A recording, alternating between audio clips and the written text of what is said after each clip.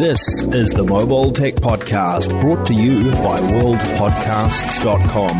Now here's your host, Tech Girl, Miriam Joie. Brought to you by Audible. Stay tuned for a special offer at the end of the show. Hi, and welcome to the Mobile Tech Podcast. I'm your host, Miriam Joie, and today is Friday, August 26, 2022, and I've got Nick here of Android Central. Hi, Nick. How are you? Fantastic. How about yourself? I'm pretty great. Nick Sutrich is with us today, and we've got a bunch of news to cover, but most importantly, I want to talk about your Galaxy Z Fold4 review. You just published that. So tell us. I don't have one. I played with it at the hands-on at Samsung, but they didn't send me a review in it. So what's your thoughts? You know, it's silly, but first thing I want to know is, why does Samsung still have the Z in the name? What does it even mean? Yes. I really, it's a kind of a dumb thing to start off with, I guess. But I really like, every time I type it, I go, what? Why? Why do we have this here? Just get rid of it, please. Yeah. So, I don't know. Wait, wasn't the original just the Fold? I think so. Then they went to Z Fold 2, and then Z Fold 3, and then Z Fold 4. I think you're right. Yeah. Because they added a Z when they did the flip. Yeah. Doesn't make any sense to me. None of them look like a Z, so I'm not really sure. Like, it's not a trifold, which, I mean, I guess they're eventually doing, but, like, save the Z for the trifold, right? They should be called V. Yeah. Like that makes Victor. A lot more sense, because they both fold the same way, right? Yeah. I'm just as puzzled as you, and I'm glad you put your foot down immediately here and said, nope. That's right. Look, this is silly, Samsung. All right. I mean, other than that, whatever. I love the phone, okay? I called it Ultimate Android, which, like, to me, this is the king of Android phones. If you just want a phone that does all sorts of crazy stuff, basically anything you want, run a million apps at once, has a huge screen, or when you don't want a huge screen, fold it up and you have a regular phone size screen, right? Like, the thing is just fantastic. It's like a Swiss Army knife, basically. It really is. Like, you know, other than the silly name thing, right? Like, the biggest downsides to the phone, you have the fact that there's no dust resistance, which, you know, for some people is probably an issue. If you live on the beach, maybe you shouldn't consider one. If you drop it in the sand, it might be DOA. I don't know. Oh, that's a rough one. Yeah. Yeah, like, and if you're like a woodworker or something and you got your phone with you all the time and you're going to get sawdust in there, I've seen a few people post on Twitter about that. Like, yeah, there's a few circumstances where these wouldn't make sense, you know, for that particular reason. But, you know, and then like the Galaxy Note fanatics, I love the larger S Pen.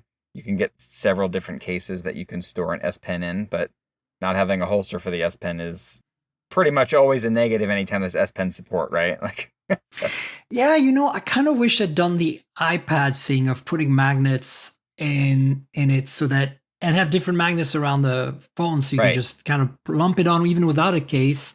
And that way, at least you have not really storage, but more like a place to put it. I suppose that would be a little weird when you pull it out of a pocket, but if it's strong enough, it might just work, especially if it's on the hinge, you know what I'm saying? Right. I know the hinge opened in such a way that the pen would fall off, but if you could somehow make it work so that it, you know, as like it's on the hinge on the back, and as you open it, it flips onto the back of the phone where the cameras are. It never falls off that way, you know what I'm saying?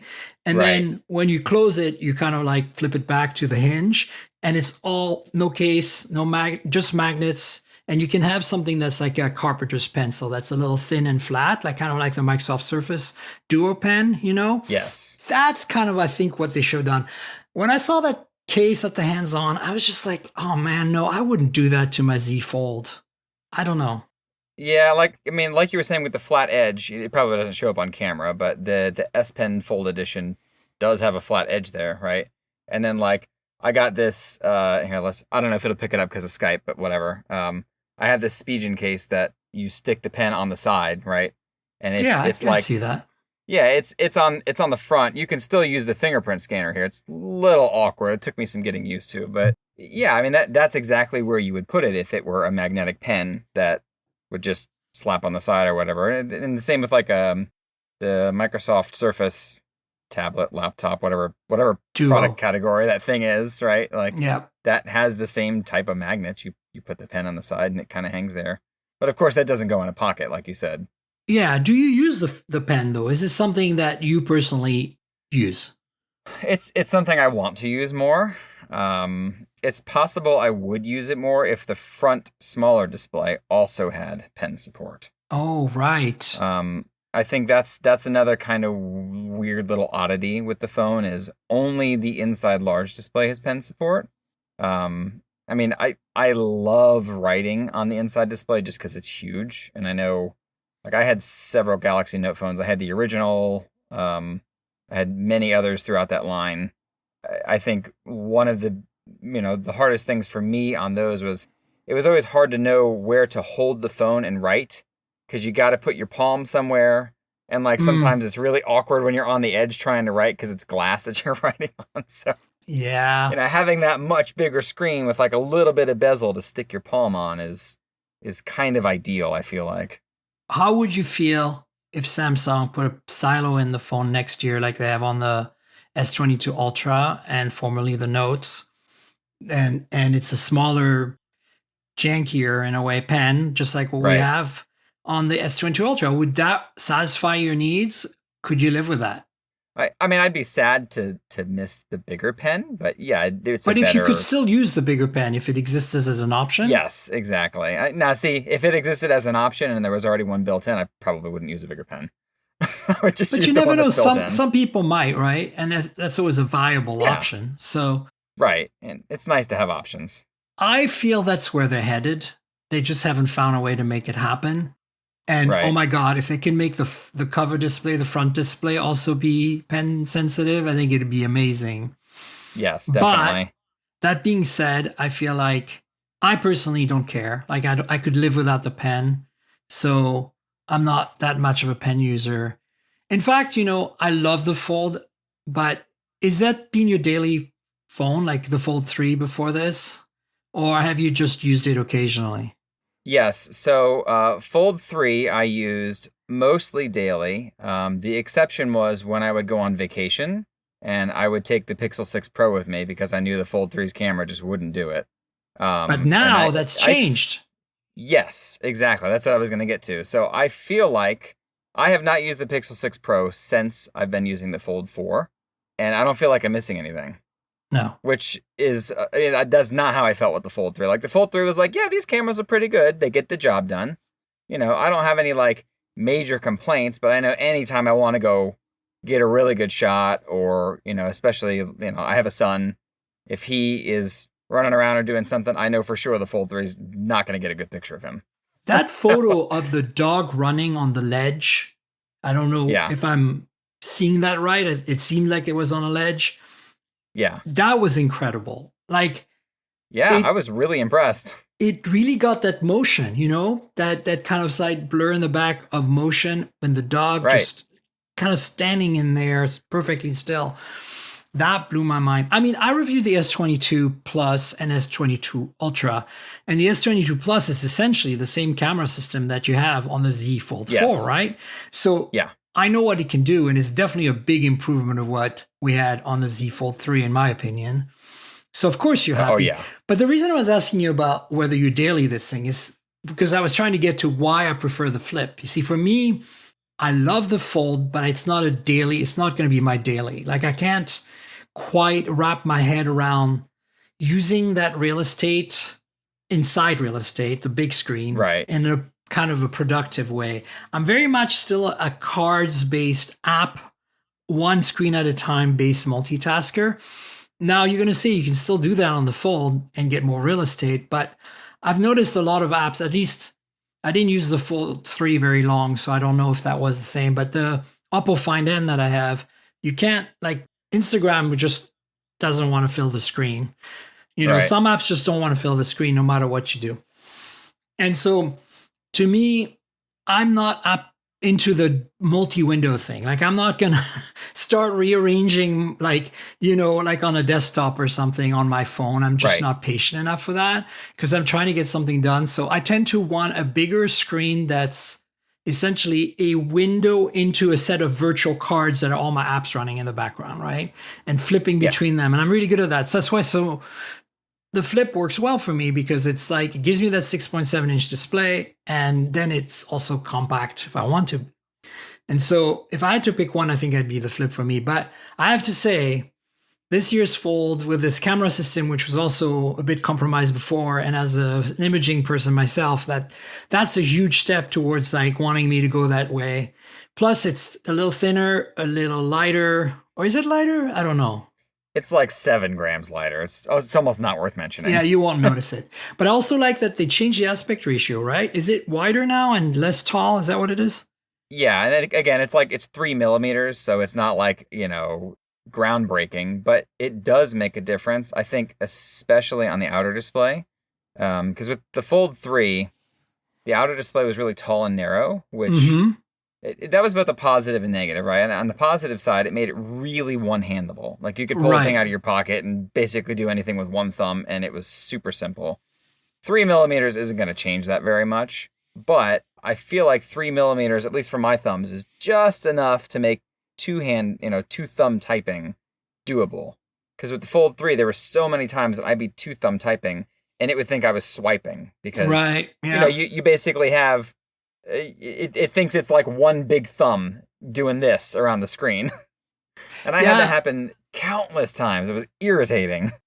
That's what I liked about the Oppo Find N, was that the front display is wide enough that you can actually use that keyboard. Right. Now, I'm still when I use the QWERTY, at least, typing with 2 fingers, 2 thumbs. I'm pretty fast at it. Same. I'm not a swiper, though. Some people are. But so I need a bit of width. And I found that for me, a little wider, like the Oppo Find N, was necessary than the Z Fold 3. And so I'm excited that they made it a little wider, actually, even though one-handed use is definitely an issue. Yeah. But I'm just used to using my phone's 2 hands when I'm typing anyway. So, how is it with the big screen? Does it split the keyboard into 2 corners, or how does it work? Yeah, so Gboard finally has split keyboard again. I don't know why. That's another one. I don't know why Google ever removed that, but whatever. Why? It was gone for a while. It's back. Know. It works so well. It makes me so happy. I guess back to the daily driver thing. At one point during the early summer, I stopped using the Fold 3 because I was so tired of trying to type on the big screen with that wide keyboard. And I think 2 weeks after I stopped using it, they launched the split keyboard again. I'm like, all right, well, here I go. Right back again. Yeah, I'm the same with you. I put Gboard on everything. And that's another problem, is a lot of the, phones that have special, screen layouts, like not the Flip, but the Fold for sure. Remember the LG Wing, for example, right? Or even the Oppo Find N, right? If you install a third-party keyboard, any third-party keyboard, you start losing some of the functionality they've built into their launcher, basically, and keyboard combo. And that's another thing I hate it. I hate it when Android manufacturers break Android by making some of the favorite things that I like Nova Launcher, Gboard, whatever it might be, just not work properly anymore, or not even let you install it in the case of a lot of the Chinese phones that do have GMS, don't let you they let you install another launcher, but you can't select it as a default launcher. So that was an issue on the Find N, right? Yeah, that was an issue on any, like I've got the... it's common, for sure. I've got the Realme GT2 Explorer Master Edition, which is their flagship with the 8 Plus Gen 1. And it's a Chinese-only phone right now. And it's the same thing. Like, I can't change the launcher on it. It's like, and I don't understand that. Like, well, so I think what's happening is in China, there's been all these scam third-party launchers, because remember, they don't use Google App Play Store. They don't have a centralized. You're right, that's true. So they sideload a lot of apps there, and they siloed this launcher that looks exactly like, say, the Huawei launcher that they might like or something. And it's not the Huawei launcher. It's like, it's stealing their passwords, hijacking their phone, ransomware. Like, so manufacturers have just blocked that functionality. Same with text messaging. Like on the Oppo Find N, you can change the default text messaging app. You can install another one and then change it as the default. But as soon as you reboot, it defaults back to the built-in messaging app. Yeah, It's gotta like, love it. what? Not good. I think on that front, especially if you like custom launchers, the Fold 4 might annoy you. Ah. If you like the taskbar.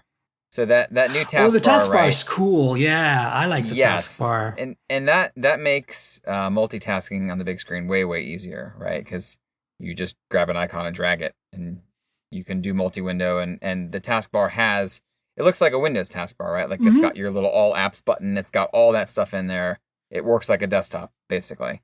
But it pulls all of those shortcuts on the bottom from Samsung's launcher.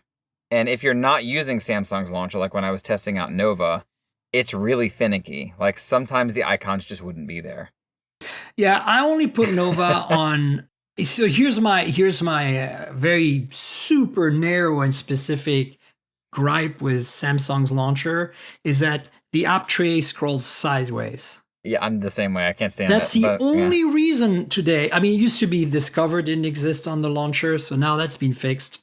So they're getting very close. But if they give me an option to scroll vertically in their app tray, I will no longer put a third-party launcher on my Samsung phones. Right now, on my S22 Ultra, I'm running Nova specifically because I want my vertical tray. Yeah, I'm actually going to see. So in Good Lock, I think it was earlier this year, they enabled that functionality. I don't remember where it is, but it was not available on the Fold 3. And so I kind of forgot it existed until you just mentioned it. And I can't remember where to find it, so I don't want to sit here and dig through Good Lock too much. But at least on like the S22 Ultra and stuff, you could go into Good Lock, set vertical app drawer, and then, it works like that's great. You would expect it to. I'm not but, set on Nova. Why is that a Good Lock thing? Why isn't that just built into the launcher? Yeah. It's so weird. That's what I'm saying. So that's my only gripe. I mean, generally speaking, I'm not really a big fan of how, I think One UI has gotten pretty good, but I feel like it still rearranges too much of the default Android things. If you look at a Moto or a Pixel or a Sony, right? Even like old OnePluses before Oxygen became color, right? I mean, it was kind of, there was a layout. The settings menu was a certain way. Like my spouse has a Z Flip 3 right now, in addition to being an iPhone user. They're kind of experimenting with Android. And, they really hate the customizations. They hate the fact that so many things can happen, that, that they have the Google Messages app and then they have the Samsung messaging app in there as well. Right. And that they have 2 photo apps. And so... But one of the things that came out of that is one time they're like, how do I set my volumes for all my different things? And I'm like, oh, it's simple. Just go into settings, sound, and you'll see 4 sliders there. One is media, one is calls, one is notifications, and one is alarms, right? And they're like, they go in sounds, they can't find anything. So it turns out that you have to go in another submenu where all the volumes are, and then the sliders are named completely different things and are completely in a different order. So my instructions were basically... on Samsung, you're talking? Yeah. Okay, yeah. My instructions are completely moot because, they've never used Android other than Samsung. So they don't understand that every phone is slightly different. And I'm thinking to myself, Samsung cannot have changed that. Like, that's basic stuff. But no, they did. So... Yeah. I mean, another way you could do it that I think is consistent across OEMs, when you hit the volume rocker and it pops up the little bar, there's usually a button on the bottom that brings out all of the always. sliders. I think Samsung, which phone have I been using recently that doesn't have that and drives me nuts? Samsung does, because I know they have... I think might be Realme or Oppo. The dots are on the top instead of the bottom, whatever, like... Yeah. Well, anyway, the point is... But then, Samsung doesn't have, you hit the volume marker, and there's not the little quick icon to switch between ring, silent, and no, vibrate. they have a You have to quick pull down the toggle. notification shade. Yeah, exactly. Yeah. Like, it's just getting so things. Yeah. it's hard for people who are not used to, we're all reviewing Android phones every day, so we know kind of like that it's a suggestion of how it should be and what should be. Like, we know that Android 12 and 13 introduced XYZ feature, and it's somewhere buried in there. But for the average user, But for the average user, it's not like that. They want clear, specific instructions. Like if I tell an iPhone user, this is how you do something, and they have a different iPhone than me, 99% of the time, it'll be the same thing. It might be missing that feature because they have an older phone, but it will be named the right thing. It'll be in the right menu, in the right position. Makes it very easy to give people instructions, you know? Yeah, that is definitely true. And I know just the way app development works between Android and iOS, like, you know, iOS, for the most part, when you develop an app for it, you have a single set of things that you can reference. You develop an app for the camera, you just pull out the camera APIs and it works. Whereas on Android, well, maybe this vendor supports all the camera APIs, but this other one probably doesn't. You know? Right. I know. You have a lot of oddities, that's for sure. So it makes maybe experimenting with other Android hardware kind of difficult sometimes if you like certain features of certain apps. So what else stands out for you on this Galaxy Fold? I mean, obviously the Z Fold4 now has Snapdragon 8 Plus Gen 1, so battery life's probably slightly improved, right? Yes. And performance is probably slightly improved as well. Yeah. And then anything else that stood out other than the dimensions, the camera? What else do we talk about? All that other stuff. So on the performance side, I was really, really happy with the 8 Plus Gen 1 because I know on like the S22, S22 Ultra, that series with the regular 8 Gen 1, I was very unhappy with the performance when you're gaming. Me too. Yeah. Because that thing just throttled so hard. I know. Yeah. And it throttles hard too. It's like, it'll start off fast and then all of a sudden, oh man, my frame rate dropped in half. Like, and then the phone gets really hot. And this thing, plus, I mean, any of the other 8 Plus Gen 1 phones I've used, it just doesn't happen. Battery life's better. It doesn't get hot. It performs consistently. Like, it's just, it works like the Fold 3 does, just with better performance and better battery life. Like, it's incredible it doesn't have that the issues. Essentially just changing fab, right? Yeah, that's basically all it is. Wow. You know, I feel bad for anyone who owns an 8 Gen 1 phone. Sorry, I know there's probably a lot of you listening right now with S22s and OnePlus 10 Pros. But after playing with a few 8 Plus Gen 1 phones, I'm not going back. Like, no. Even get this is a bold statement I'm going to make, but I absolutely prefer the OnePlus 10 Pro overall, you know, metal frame, better camera specs on paper, especially the secondary cameras. It's just, you know, better display, higher resolution, you know, wireless charging. I mean, the list goes on. But right now, purely performance and battery life and playing games, and considering how good the main camera is on the 10T, right? I would actually probably pick the 10T, considering how much money you save. And yeah, there's that too. It's also cheaper. I know. And it's like, it's hard to, you know, because I'm a big wireless charging user. So that's like a big miss for me. But also I hate phones when they are above $500 if they're not using proper materials. I'm sorry. I'm a stickler for that. It's like, maybe that's it'll fair, be in a case, but like, I want my, you know, even if it's a metal chassis underneath the plastic, I want no plastic. I want glass, I want metal, I want leather, I want nice things, okay? 500 plus, you're spending that money, give me the real thing. Especially that's a lot of money. Well, yeah, and especially when you look back, like, it's not that long ago, Moto G6, right? So what, 4 years ago? Where you could buy a $200 phone, a $230 phone that had a metal chassis and glass back. And now you're having to spend sometimes $1,000, $800 to get that. Yeah, you know, because even Samsung's like smaller flagship level phones are all plastic.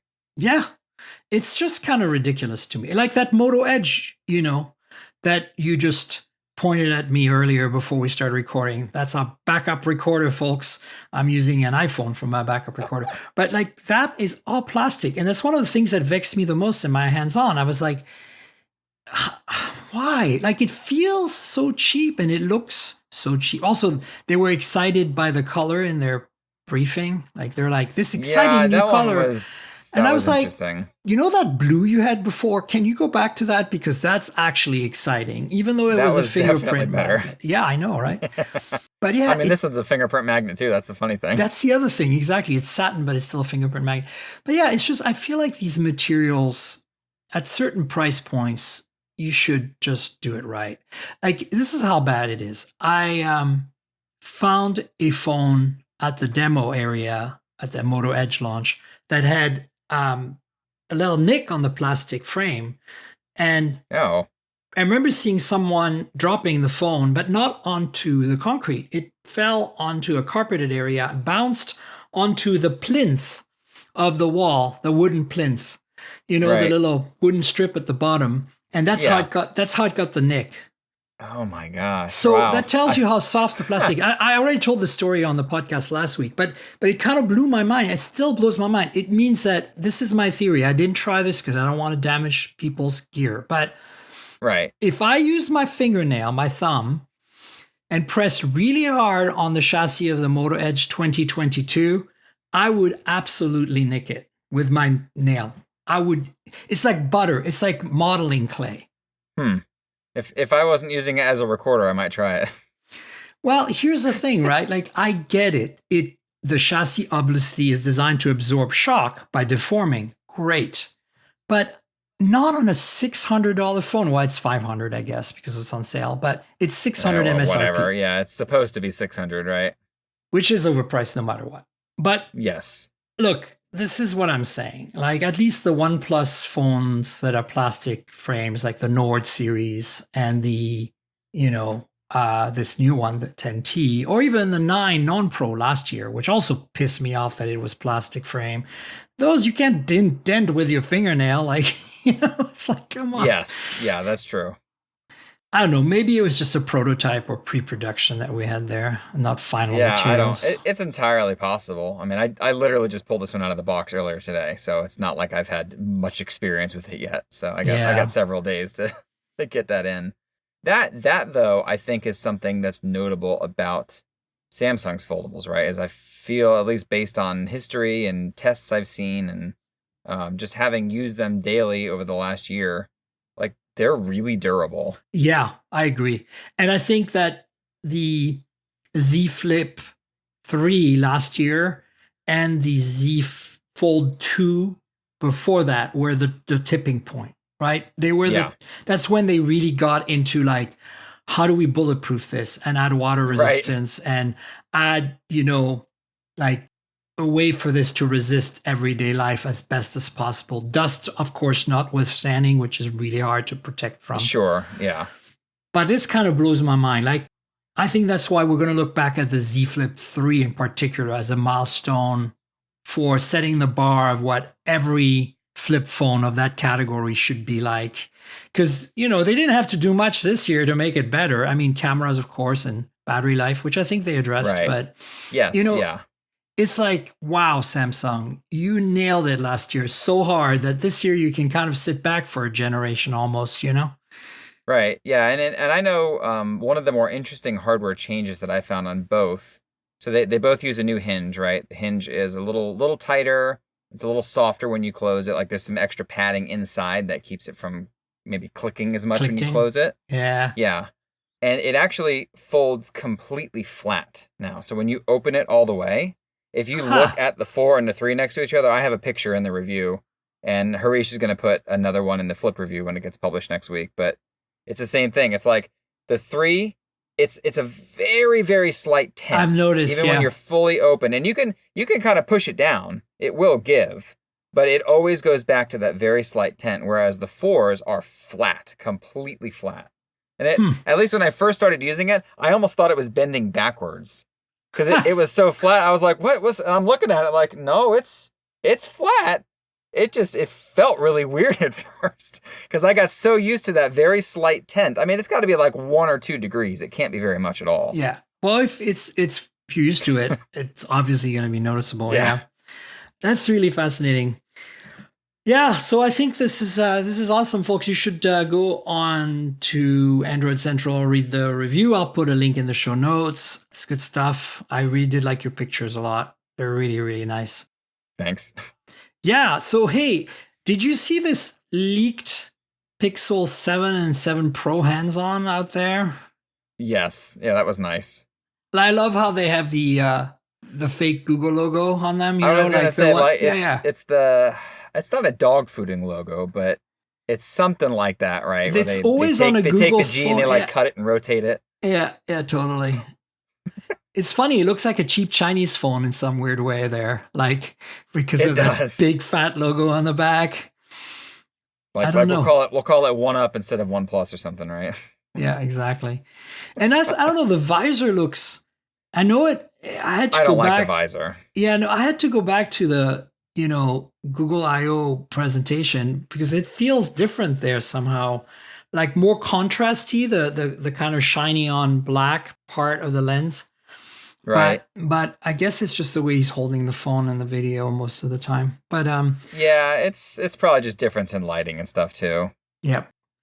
But really, the takeaway here, folks, is yeah, it's not like we haven't seen this thing before, but now we have a hands-on for you to look at in more detail, and no surprises really.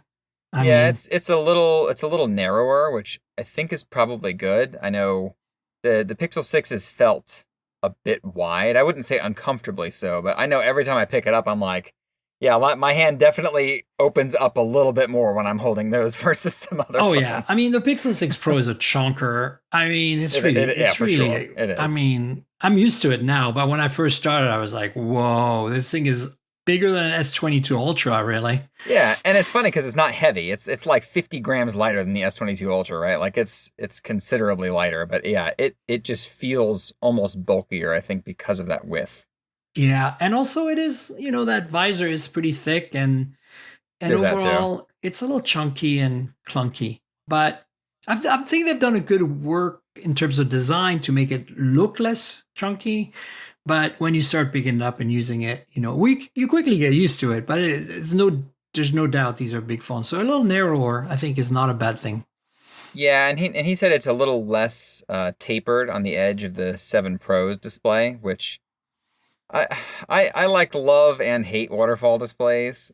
I think I like the concept and I like the way it looks like sitting on a table with the screen off. Yeah. But then you go to use it and, the fact that you really can't put a screen protector on it without there being some kind of weird issue. And right. Like you could get the white dome ones, but, those are like really expensive. And I don't know, I feel like the flat displays are just a little more consumer friendly.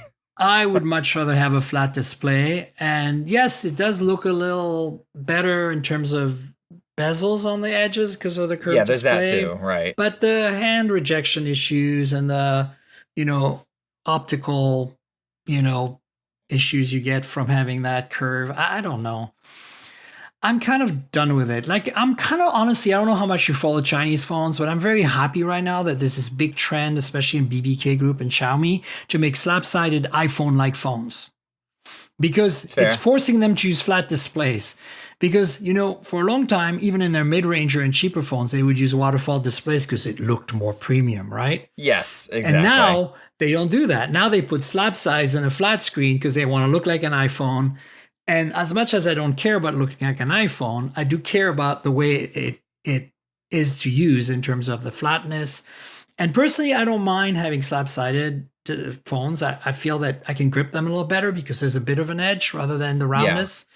Because, with the super slidey glass or plastic backs that all phones have today, when you have a nice rounded tapered edge, and it's sure it feels more comfortable to hold, but it makes it more slippery as well. So having that hard edge in a way kind of reminds you you're holding the phone. I don't know, it's just me. No, I'm the same way. Like when I reviewed the Nothing phone, I think I said basically the same thing in that. It was like I like that it is a flat edge all the way around because I feel like it's easier to just kind of cup the phone. And it doesn't feel like it's going to fall out of my hands at any given moment. Exactly. Yeah. So yeah, I'm a big fan of that. Yeah, I think that overall, if I can do flat screen, I prefer that. But I have to say, honestly, I've been using the Pixel 6a quite a bit in the last 2-3 weeks, and I like what they've done there. 6a is a nice phone. it feels, I mean, it's a bit too small for me. I think the 6 would be the sweet spot. And I haven't used the 6 enough to really like remember how it feels in hand. I suppose I could just dig it out and try it out. But it's like the 6A though has a really good in hand feel. And I don't think it's just the size. I think it's just the way the flat screen and the edges are a little flatter because of it. Again, Right. And it grips a little better more. I don't know. I feel like I would agree. I think for me, as far as like the 6 and 6 Pro go, I prefer the sides of the 6 because it's that like matte. It almost has a grippy That's the texture other to thing. it. The matte, yeah. And I really enjoy that. Like this like goes back to OnePlus's what do they call that back? I can't remember. Sandstone. Oh yeah, the That's sandstone it. back. Yeah.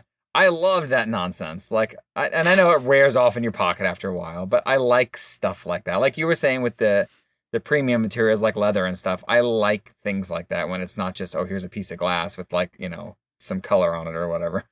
Well, I mean, the 10 Pro and the 10T both have slightly different textured glass Yes. backs that are not slippery. I mean, more so the 10T, which Right. I really like. And this is not going to wear out. It's glass. Like it's going Right, to yeah, the stay glass like won't. that.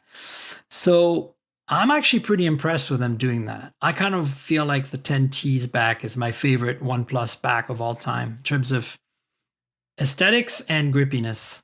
That's fair. I mean, short of putting a sandstone case or the original OnePlus One that had the sandstone back, or the OnePlus 2 that had a sandstone back, because they had removable back covers, right? Yes. Yeah, it's with the 3 that we got the all unibody metal thing. Yeah, it was going, just and like a then- metal. It looked like an I think- HTC phone. Yeah, and then it was, I think, the 5 or the 6 that we got the glass back. Yep, that looked like an iPhone. Oh man, that was such a faux pas. It straight up looked like an iPhone. It was I funny. know. And then they finally we spent got. all this time prototyping, and this is what we ended up with. I was very happy when they came out with the 7 series overall, the 7 Pro. Although we never got the 7 in the US, but the 7 Pro and the 7T, the 7T, I thought had a lot of personality with that kind of round camera pod in the back, kind of reminiscent a bit of the Nokia days and Yes, what definitely. we see now on some other phones.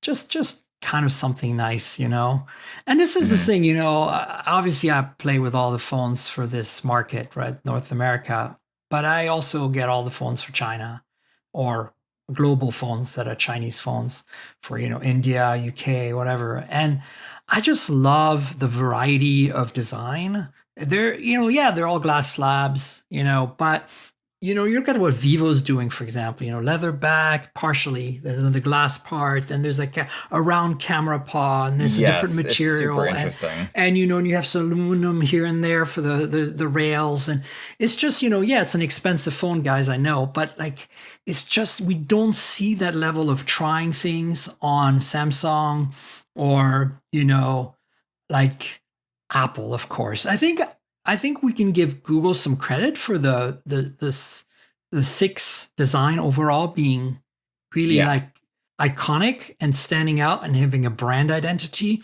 and them trying new things. Although I feel the quality of manufacturing execution is, it's definitely not as precisely put together as a Samsung or an iPhone. Right. Yeah, and I feel like the 6A fixed a bit of that, and it could just be because it's more compact. I don't know. It's hard to tell, but I know I think, I feel the same way also about the radio. I'm not a big fan of the radios on the Tensor chip equipped phones, but side by side, my 6 Pro and my 6A with an identical SIM from an identical carrier, I get better reception on the 6A. Yeah. I get more bars. I hang on to signal better. Right. So it's an antenna design thing here or a software thing. I'm not sure what they did. Yeah, I don't know.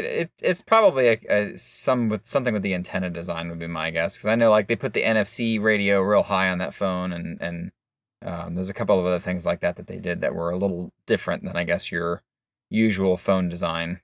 And part of it's because of the camera bar. They had extra room to stick stuff in there, right? Like. Right. It's just better. And, as you all know, listeners, it's my T-Mobile is my go-to. So generally that's, or Google Fi, which is T-Mobile anyway. So I have, that's kind of the point of reference I have in terms of comparing. I mean, you're not going to want to compare AT&T 5G with anything because it's not that great. And Verizon 5G, if you get it, it's great. If you don't, it's kind of meh. You get some good LTE on Verizon if you don't have 5G though. That's the good news. But yeah, look, I think that I'm excited about the 7. I'll probably upgrade my 6 Pro to a 7 Pro, but I'm really hoping Tensor 2, whatever they're going to call it, is a step forward, because that's the thing that still is bothering me. My phones get so warm, both of them, the 6A that I'm using right now. The 6 I didn't use a long time, so I can't remember, but I'm sure it did get warm. My 6 Pro gets warm. As soon as reception gets crappy and I turn on the hotspot and I start doing a little bit more heavy lifting, I can literally see my battery life just go like percent. And the thing is just this hot brick in my hand. And I'm like, what the F are you doing, Samsung, with these chip designs? Yeah, I think Tensor 2 will probably be an improvement over that stuff if they've paid attention to the very obvious issues with the first gen. But I think that was also why I'm like, well, I don't want to say I overlook it because I don't do that with anybody else, but I can maybe give them a slight pass with it being the first gen. Yeah, first gen, if anything, is like, well, okay, this is first gen. These are the problems. Hopefully they'll fix it next year. Like, but this is why if they do it twice, right? Though, yeah, I'll be like, this is why, like, okay, bring it on for the 7, guys, because I don't expect to be as good as an 8 Plus Gen 1, but please, just can we at least be as in the same league as a Dimensity 9000 or 8100, please? Like in terms of both performance and battery life and 5G radio sub-6 performance. Thank you. So, hey, speaking of big product launches and big companies, Apple's got their event for the iPhone 14 scheduled on September 7th. So that's kind of a PSA for those of you out there waiting with a bated breath to have less of a notch on your iPhone. How do you feel about the iPhone? You guys cover them, right? Obviously. Yeah, I mean, we watch Apple's events. We always, do content around what they do. There's a lot of people at Android Central that use iPhones daily. It's, it's just people like iPhones. Just because you write about it, right, doesn't mean you're not going to use it. I'm not one, but there are definitely several on the team that do like iOS. I think this is a mix, right? So the Pro models for the 14, of course, we're assuming leaks are true, right? Look super interesting. Like you said, they're finally starting to get rid of that notch. I think, you have some people that'll argue whether or not this is better, but I think any reduction to the notch is a positive for sure. I still wish they would not allow that part to be used for videos and stuff. And I think the same thing goes for Android phones. I really wish when you full screened apps or videos or games or whatever, that it would not go behind the cutout. Yeah. Because I think no matter what, notch, cutout, whatever, the argument would be so, I don't know, it wouldn't be as big of a deal if we didn't have this situation with apps going behind it, and then, here's this thing in the way. Yeah. But at least with a cutout, you still have screen around it. So, if I'm playing, I don't know, Fortnite or something, and you have on-screen controls, if that cutout is right over top of a button, I can still press the button. Right. When there's a cutout. Whereas if there's a notch there, and it's behind the notch, you're not pressing anything. There's no touch sensors there. It's just, well, there it is. Somebody screwed up. I died. Yeah. No, I feel the same way. Right? I mean, the good thing about watching video is that most videos 16:9, most screens are 20.5, 21:9, whatever. Right. Between so 20 and 21. So you will get by default, unless you purposely zoom into YouTube, and you will have letterboxing that generally covers the camera. But yeah, look, I'm excited to see how their new camera system, which is rumored to be a 48 megapixel main sensor, performs. Because this is the first time we've seen Apple do pixel binning, right. And it takes experience to do pixel binning. It took Google a long time to start doing it. They started with the 6 and 6 Pro. They're still not doing it on the 6A, probably because of cost. But in some ways, I felt like the 5A last year, in some conditions, took better photos than the 6 Pro. because you could tell they were still tuning and refining the algorithms for this sensor. And, you know, in that sense, the 6A is really bulletproof, but you don't get that creamy natural bokeh that you get with the larger sensors, you know, that shallow depth of field that the 6 Pro just gives you every time. I just really like that. That's fair. Like, I hate to say it because, you know, it's a bit cliche, but as somebody who's used real cameras and real photography for years, it's like, I love having that flexibility. Yes, sometimes it gets in the way, you get weird fringing and stuff, but still looks more aesthetically pleasing to me when I take like a food photo or something to have a shallower depth of field than, you know, this weird kind of like everything's in focus almost that you get on a 12 megapixel small sensor. Yeah, it's true. So, I mean, we'll see what happens on the 7th, folks, and stay tuned for that, obviously. I am wondering, before we move on to it, though, like, okay, so they're saying the 14 and the 14 Max, from what I can tell, are using last year's processors, 60 hertz displays, still have a notch, right? Like, what is the point of those? Why do they even exist? Are they going to be cheaper? Maybe they have the 48 megapixel camera. Maybe that's the big upgrade. I don't know. I was just looking at that when we're looking at the rumors and stuff, and I'm like, that's also a weird choice. There's rumor of no Mini this year, which will be a huge shame. Like, yeah, it would be a huge shame because I'm glad that even though I'm not an iPhone user, that Apple's kind of carrying the torch of the small flagship. Right, because basically nobody else does. I think the Pixel 6a is probably the closest to that, and Zenfone 9 as well. Yes, oh yeah, I forgot about the Zenfone 9, duh. But they're not the same kind of scale of small. Like, you know, no. I actually showed my Pixel 6a to an iPhone mini user recently, and I'm like, this is a really small, almost flagship phone on Android. Yeah. And they're like, oh my God, it's massive. I can't believe it. And then we put it side by side at like a regular iPhone 13. And I was like, oh, crap, they're right. It is about the same size as an iPhone 13. In fact, it is wider than an iPhone 13, not the mini, the 13. So I was like, oh, we have a really weird skewed perception in Android land. Yeah, small phones are definitely not small. I know I have a friend that really is a small phone person, and he's just so irritated with the landscape in general. He's like, I can't. There are no small phones anymore. Not an Android. Yeah, no, I mean, I kind of want Samsung to do something because they're the only ones who can get away with doing it and not care if they lose money. Although maybe they do care if they lose money because they've been losing money for a while. I don't know. So CalPay has come out and teased Android 13 on the Nothing Phone 1. That's been a bit of a kind of like PR challenge, it seems, because, you know, they been kind of like very, I mean, maybe it's our expectations from X1 Plus and from the fact that, you know, they're like, yeah, we're about community, that, and they promised, you know, I don't know how many software upgrades, whatever, but 3, yeah. Then they said, oh, it's not going to come till early next year or whatever for 13. So people got up in arms. The pitchforks came out.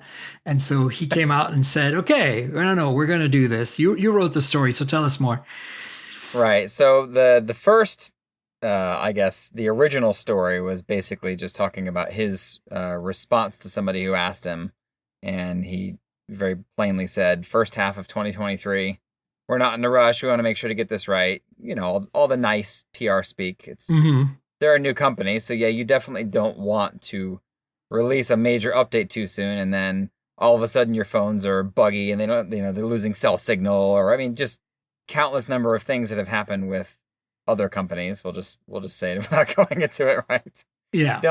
Don't need to redo that when you're just a tiny little phone company. But on the same note, it's like, okay, Android 13 came out, a week and a half ago now? Yeah. Something like that. That's mid-August. So by the time we get to first half of 2023, at the latest, you're talking like, I don't know, 9 months?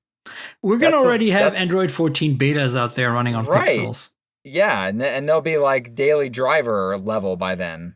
That's a long time. It's a long time. Especially for a phone that, you know, to be honest, is not there's not a whole lot of custom stuff on there. You got a few little things. I think probably the biggest are the lights on the back, right? And Exactly, just how the glyph, yeah. the ringtones and the vibrations work with the lights.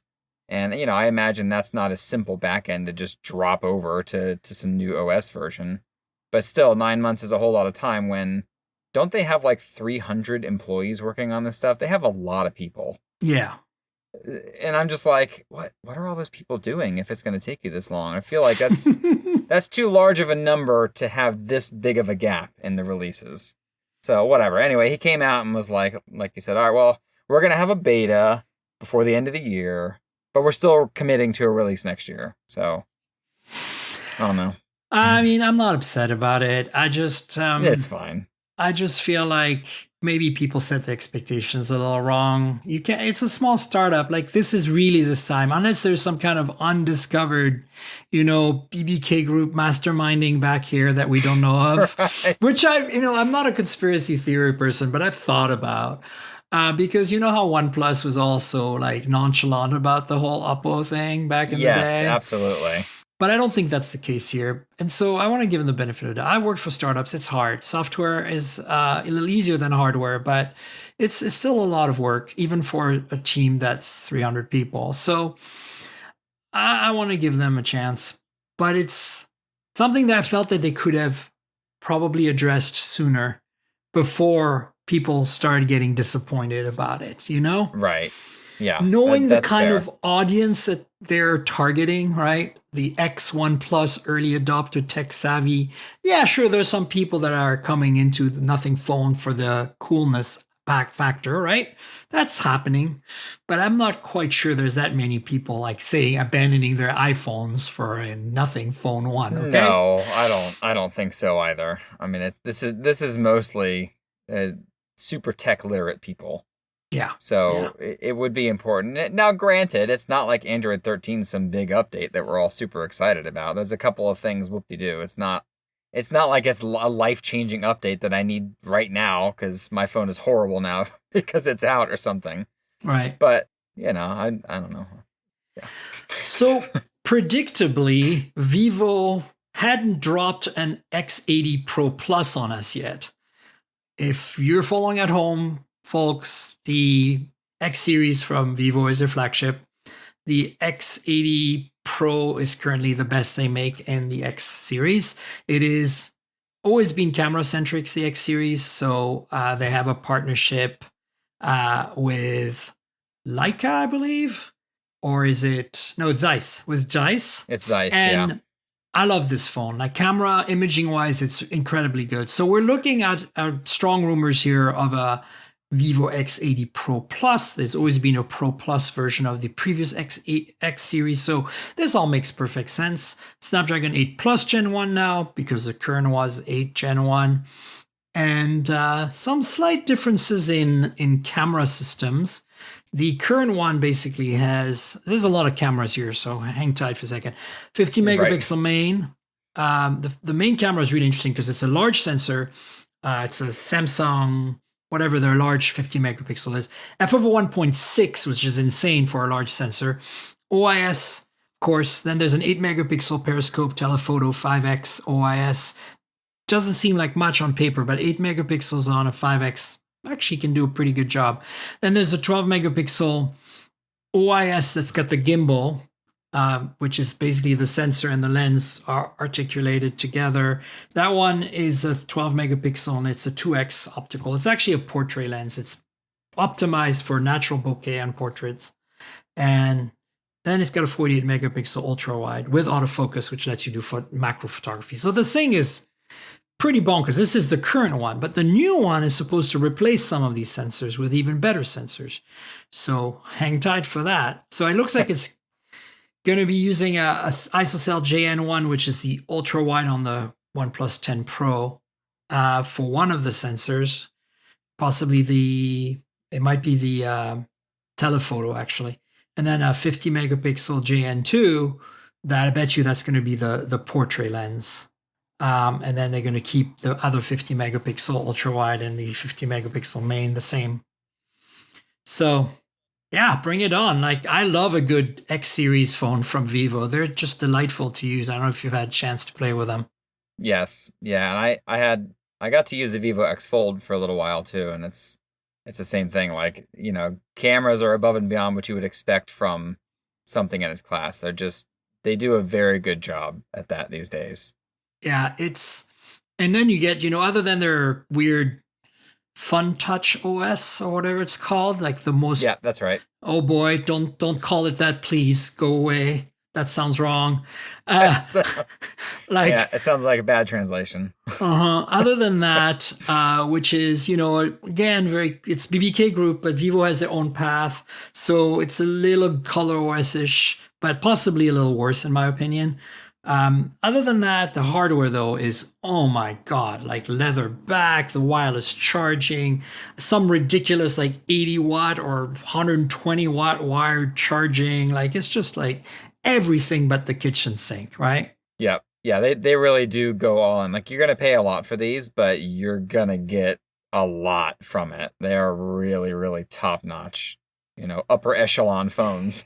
It just kind of feels, I call it the hold my beer phone when it looks over at the S22 Ultra. It's like, I've got one more lens, hold my beer. Right. It's this, Harish ends up reviewing most of these types of phones for us just because he's in India and it's a lot easier for him to get access to them. For sure. It makes a lot more sense just market-wise for him to review them for us. But man, I miss Huawei phones and Xiaomi phones and all of these other devices because they're just so interesting. They're always interesting. Every generation, they always go out of their way to be like, here's why you should buy this newest phone instead of the one you just bought 6 months ago. Yeah, totally. So the last item we have on our list is actually really interesting. We don't have a huge amount of time, but I'd love to hear your thoughts on this. This is kind of like blowing my mind. It's nifty. Yeah, so T-Mobile and SpaceX are going to partner on providing 5G phone access anywhere. Basically, from what I understand, you won't have to change your phone. It's going to use the existing bands, and they're going to beam directly to your phone from a satellite a basic level of connectivity. So because Starlink is, for those who don't follow, SpaceX has a satellite constellation out there, hundreds of satellites orbiting in low Earth orbit that provide internet service at high speed, high performance, low latency anywhere in the world right now, pretty much. And it's a very small dish. It's motorized, so we can track the satellites, and it's affordable hardware, and the service is pretty affordable for what you get. And it's kind of taken the world by storm, especially for people who live in far out rural parts of the US that are poorly served with wireless mobile service, and for people who are like on RVs traveling all the time. So in boats, it's like a huge deal. But the next generation of their product is also going to include a larger dish that can talk directly to your cell phone. And that means because of the power and the size of the dishes required, you can't really get the same level of performance that you would get with a bigger dish and a dedicated set of frequencies like they're doing for the actual Starlink service. But this partnership with T-Mobile means that your basic T-Mobile 5G phone that has normal T-Mobile bands support for 5G will be able to get texts, maybe do calls, and get each cell will be able to carry 2 or 3 megabits per second of data, which means that you'll be able to do some messaging and chatting and Slack and WhatsApp and Telegram and Signal and whatever else you need to do. And some emails. You probably won't be able to watch Netflix. You probably won't be able to stream, a live video on TikTok or something. But this is exciting because there are huge parts of the US that don't have service at all. And this is kind of how T-Mobile plans to solve this instead of building cell towers. So I'm kind of blown away by this. It's a crazy concept. I mean, I know when I read it, when I was first reading it, I'm like, what? Wait a minute. This will work with all of our phones? How the heck are they doing this? And I know one of my friends was like, hey, maybe they're finally using those old Edge Spectrums that they've had sitting around for a while. No, this is mid-band 5G. This is mid-band 5G. Yeah, they specifically said 5G, but it was like, it's such an interesting concept because I don't think anybody has even talked about doing this, much less said, hey, we're launching a beta in a month. And this is so T-Mobile too. Like they are always the one Right. kind of trying new things. And even though John Ledger's gone now, they're still, I feel like, so strong in their innovation side. They're taking risks, doing new things, trying new things. This will be free to most T-Mobile customers when it, becomes a thing, at least on the higher tier plans. And I think, if you're hiking and you hurt yourself or something, right now you're in some parts you can't even call 911. There's just no cell service at all. Right. And so now you'll be able to at least send some sort of, message with some GPS coordinates or something. And, that alone is, I think, credible. The fact that, you might even be able to text in the middle of nowhere to someone. Yeah, this is good news, and it's going to be free for most T-Mobile customers. And not only that, but Starlink, SpaceX has basically said, any other carrier who wants to do this in other parts of the world, we are looking for partners to partner with you, because they're already putting the satellites up anyway, right? So Right. Yeah. They just have to get the license to the spectrum wherever else they're trying to operate. So yeah, and they said also that Tesla will be using it for connectivity in their cars too. that's right. Yeah. So, for those of us who have Teslas, I'm one of them. Like, right now it's all AT&T 4G and it works okay, but there are some dead zones sometimes. And so that means that you'll be able to at least get basic data functionality, like maybe get your traffic updates for rerouting you really quickly or something. Right. Yeah. Now I wasn't sure on this. It says each cell will support 2 to 4 megabits. Is that each cell phone or is that each cell on the satellite? Each cell, yeah. This is why, yeah, each cell. So the cells are going to be huge because they're like one dish at a time, right? And on the satellite. And so I think that, and remember, the Starlink satellites don't stay in one place. So it's going to be one satellite, then there's going to be a blank period of nothing, and then another dish will come and cover that area where you are for a minute. So when you send a message, if you're in that blank zone, it'll probably be 5-10 minutes before it goes through because of the next satellite. Whereas with Starlink, the actual dish, when you buy their service, the antenna can track and switch over to the next one, etc. And there's always one in sight. And they also have the satellites in space creating a laser mesh network, so use lasers to mesh each other, so that's why they have such low latency and it just works so well. It's insane. But this is kind of like, sometimes you feel like I didn't get my flying cars, but I live in the future. This is that moment. That definitely feels like it for sure. So I'm stoked about it, especially since I'm a T-Mobile customer and a Tesla user. But wow, like this is interesting. And, I've been following Starlink. I don't have it yet, but I've been really keeping an eye on it because I have a Volkswagen camper van and we do a lot of road trips in it. And sometimes, I have all the services on all these carriers, so usually I'm okay. But sometimes we're in the middle of nowhere and it's a bit of a pain to get work done. Anyway, listen, we should wrap up. Do you want to tell folks where they can find you on the internet? I mean, obviously Android Central, but like anything else you're doing that you're excited about, social media handle, all that good stuff? Namely just use Twitter for, normal social media stuff. And then I also post photos on Instagram occasionally. Handle on both of those is Guanatu. That's Gwanatu. I have to think about how to spell it. That was random. I was not expecting that. It is a very random name, quite literally. So oh, that's cool. Well, folks, you know where to find me on the internet. I'm at Tankgirl. That's TNKGRL, both on Twitter and Instagram. It was inspired by the comic book Tankgirl. So just drop the vowels and you can remember my handle. And it's the same on Instagram and Twitter. If you want to chat about this podcast with me and Nick, please do that on Twitter. You can ask us questions, answer comments, whatever. Everything is welcome. Please interact with us.